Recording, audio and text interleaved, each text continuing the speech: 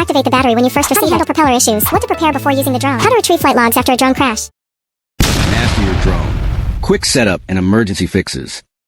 How to activate the battery when you first receive it? After receiving the battery, short press followed by a long press to activate and turn on the battery. Repeat to turn off the battery for storage.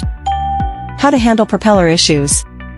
Propeller issues occur. First, determine whether the propeller screws are loose or the propeller blades are damaged. So, take out the spare propeller and replace it. The screws are problematic. Use a screwdriver to tighten them. How to retrieve flight logs after a drone crash? When the drone crashes, notify our company of the situation and obtain a specific file from us. This file will open a software to extract the flight controller's logs. After obtaining the logs, send them to us. Our team will analyze the data to determine the crash cause. What to prepare before using the drone?